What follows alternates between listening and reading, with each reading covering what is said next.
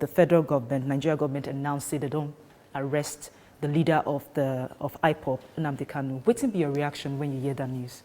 I was very happy. I was very happy for two reasons. First, you know, the man was on trial and he jumped bail. Okay? That in itself is a crime. And no legal system should accept that. It doesn't matter whether it is Nnamdi Kanu or Nasir RUFAI. You're on bail. There are conditions to the bail. You have sureties.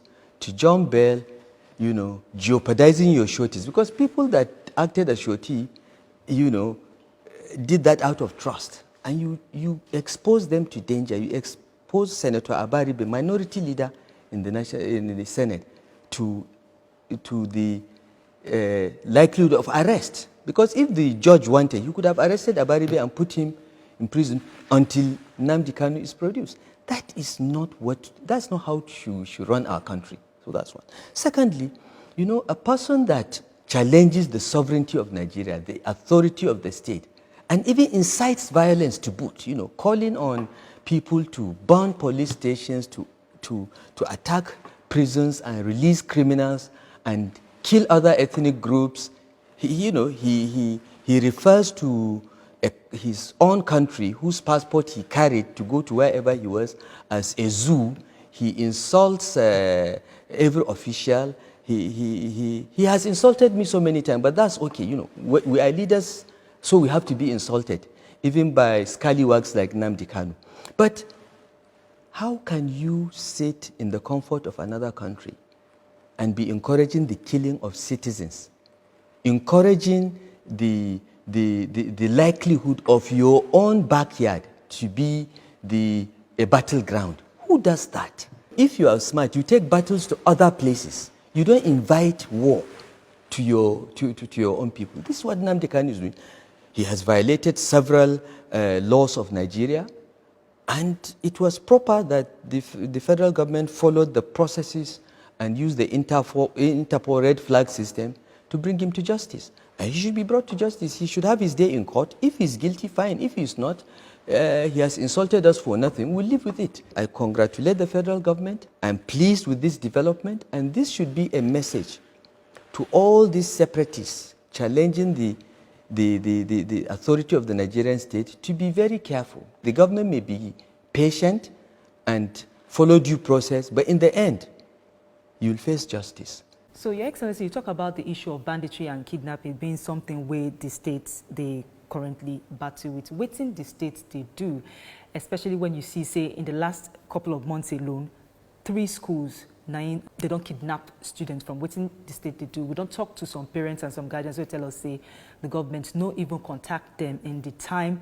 when their children, the hands of the kidnappers. We have taken an official stand against payment of ransom for bandits. For a simple reason. If the bandits know that the government will pay ransom, it will only make them kidnap more students. The issue of kidnapping students, particularly girls, is a very sensitive issue and can be escalated to global levels. And these bandits know that. So if you as a state government pay, you are only encouraging them to do more of it. And we have so many schools, some in rural areas, that you can never adequately protect. And these bandits come in motorcycles, they come in 200s with AK-47. Even if you have 20 soldiers there, they cannot successfully, you know, defend against 200 soldiers with, bandits with the same firepower. So we debated this and said we will never pay bandits. So how would you be able to help? So, but you see what the Greenfield parents said about us not contacting is not true. Our Commissioner Internal Security was engaging with them and listening to them, but the moment government visibly gets involved, the bandits even raise the ransom. Okay? They are not telling the truth by saying that we are not in touch with them. We are sympathetic. We said we will not pay. We were working with the military to launch an operation to rescue them. We knew where they were, but the risks of losing some of the students was what prevented the military from moving. When they killed 5 of the students in cold blood, I insisted that they must move because I was afraid that they will kill the rest. I mean, those that can take 5 young people that have done nothing and shoot them at the back, we should go and attack them. If we lose 1 or 2 more of the students, it may be well worth it, but let's kill them all. We must kill all the bandits. We must go to the forests and carpet bomb and kill everyone there. This has been our position for the past 2 years. I'm happy to say that this is being done, okay? Not in the coordinated manner that I wanted, because I wanted this to happen at the same time in all 7 states of the Northwest.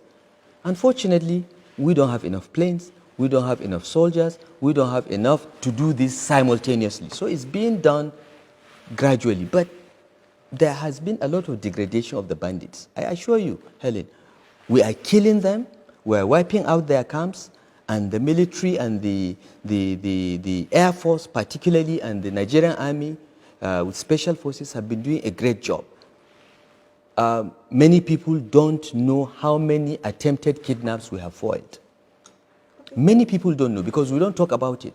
They only know the ones that have succeeded.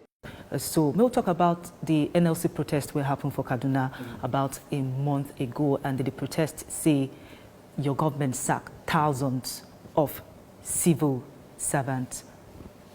What thing they happen with that issue First now? of all, the NLC is engaging in falsehood. We never sacked, as I told you, we have not sacked anyone now on this round. The local governments, which are autonomous, have disengaged some employees because the local governments are facing more financial crisis than the state government.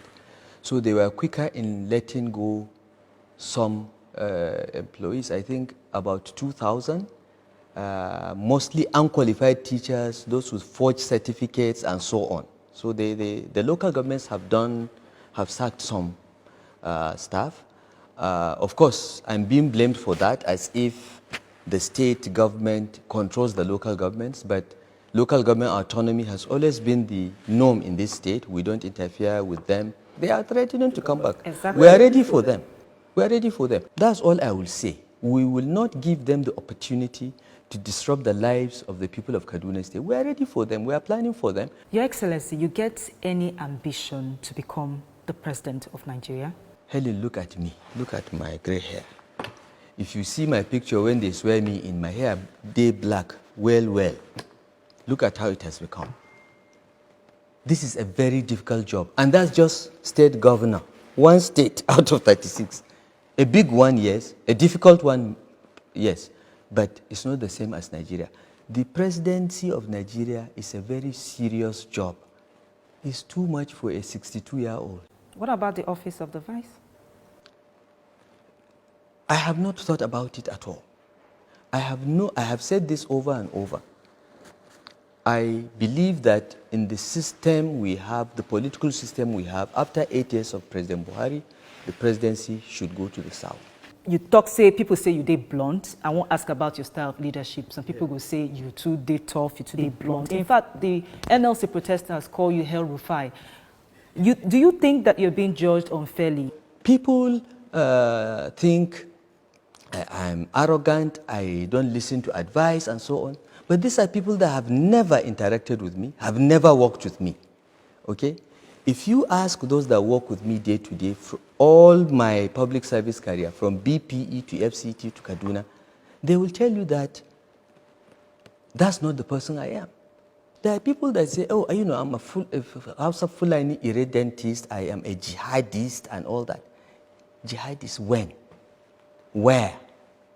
I'm not even an active member of any Islamic organization. I'm a Muslim, a devout one, but I believe that religion is private. Even here in this office, when it is time for prayers, I just leave, I just take excuse as if I'm going to the bathroom.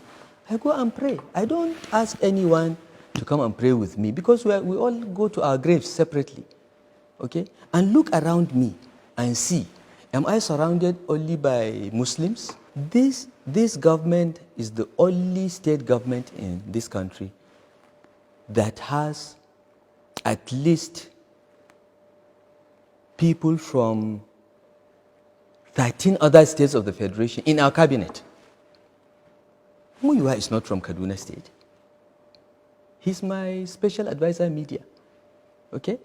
So look around me, look at the people I work with, look at my friends, look at my closest friends. One of the most influential people in my life and one of my closest political associates is Pastor Tunde Bakare. It was Pastor Tunde Bakare that actually introduced me to Buhari and CPC. I didn't join the CPC because Buhari lives in Kaduna or he's a northerner. It was Pastor Bakare's nomination as his running mate in 2011 that took me to CPC. So if I am a jihadist, Islamic jihadist, why would Pastor Tunde Bakare be speaking to me? I've been suffering this presidential ambition suspicion since 2006. I have suffered it for 15 years today, Helen. And I'm sick and tired of it. There are people that are out to paint me in a particular picture so that I'll be out of the presidential race. They don't know that they are engaged in a futile task because I'm not in any race anyway.